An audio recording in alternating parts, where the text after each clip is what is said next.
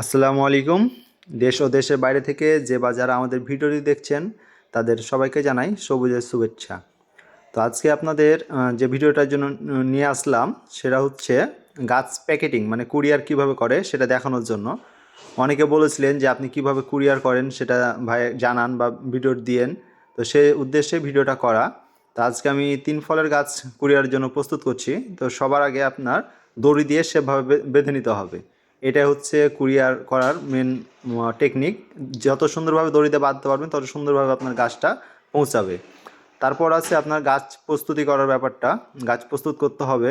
তো প্রথমে লক্ষ্য করবেন যে ডালগুলো এদিক ওদিক এলোমেলো হয়ে থাকে সেগুলা কেটে দেওয়ার চেষ্টা করবেন। এতে আপনার গাছটা অনেকটা স্ট্রেস থেকে বাঁচবে। কারণ যত ডাল এলোমেলো থাকবে কুরিয়ারে তত বেশি নষ্ট হবে এবং গাছটা নষ্ট হওয়ার সম্ভাবনা থাকে।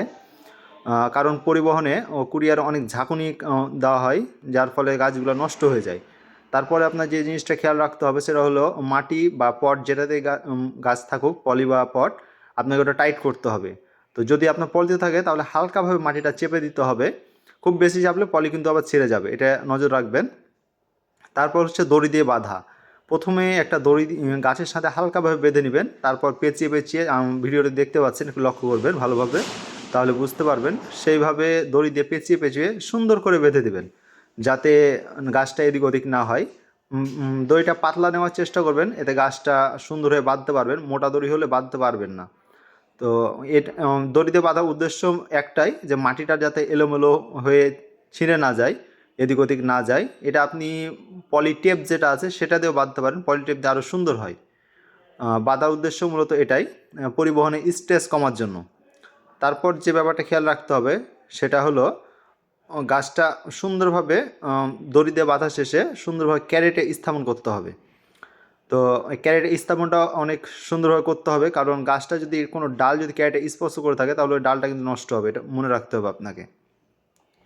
আর পরের ধাপ যদি বলি, পরের ধাপ হচ্ছে আপনার ওই ক্যারেটে বাঁধার পর আবার মুখটাকে ভালোভাবে করতে হবে। মুখটাকে ভালোভাবে বাঁধতে হবে।